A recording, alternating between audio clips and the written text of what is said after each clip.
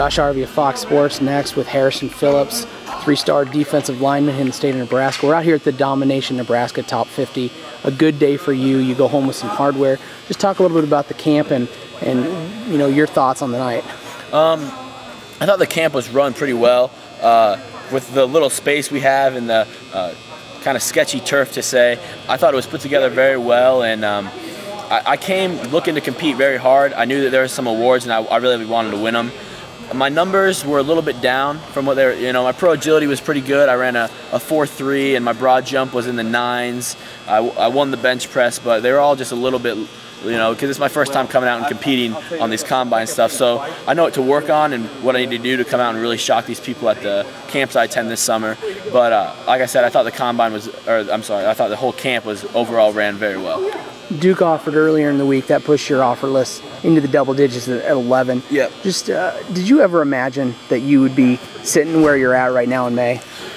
Not at all. I mean, I remember freshman year, you know, or 8th grade, going to every Millard West game, and I knew like every stat about all the linebackers and D linemen, and I was like, those guys are legends. And you know, I'm looking at them, and they maybe got half-ride offers their senior years to some Division II schools, and now I'm thinking and saying, wow, you know, those 8th graders and middle schoolers are looking at me, and I think that's a great feeling just to know that, I mean, I could kind of impact some kids and influence people, and I take that, you know, I try to be modest with it and do all positive things, and I just never thought that, I mean, you know, anything's possible, you know, all that cliche stuff, but in all honesty, I mean, hard work pays off, and I mean, I think that everything I've earned, I deserve. I mean, I work extra hours every day, early mornings in the gym, extra hours after school, so I think anyone could do it. It's just about the effort you put in. I know that you also don't want to be done at 11. You want some more schools. Who are some other places that maybe you're trying to impress? You're going to maybe hit camps up and whatnot this off season. The way I kind of view my interest in other schools is the interest they put in me, and so you know the schools that are really hardly recruiting me or recruiting me very hard, that's very impressive to me. If you want me, you know, Duke told me I'm their guy. Like, you know, that's really good to hear that they have a lot of respect in me and trust in me. And so schools that have been recruiting me make me want to go to their camps, and so that would include Iowa, Iowa State, Nebraska. Stanford would be one of the newest ones. I've had many conversations on the phone with their defensive grad assistant and the defensive line coach most recently. You know, we're cracking jokes all the time, and he's preaching the program pretty well, which you can when you have those academics and that success winning the Rose Bowl this year.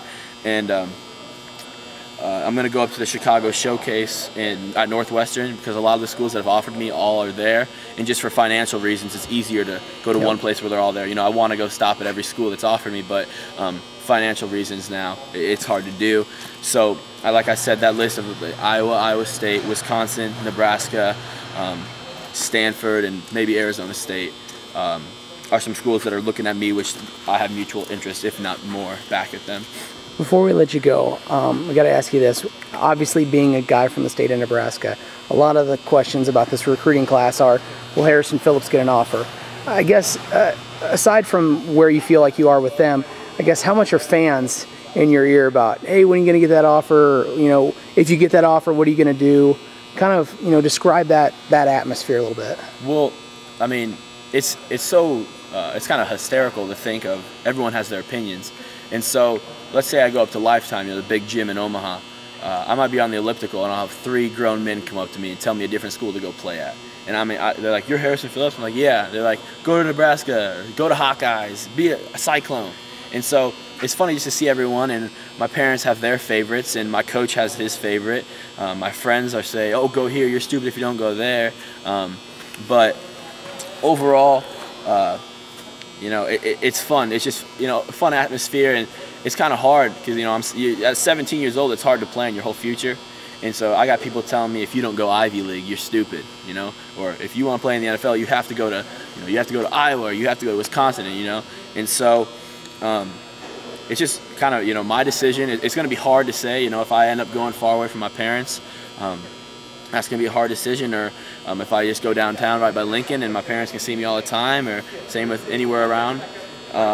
There's just so much to weigh in all of it, and you just I think that you just have to zone it all out. I try not to listen to it, but it can play a factor for sure.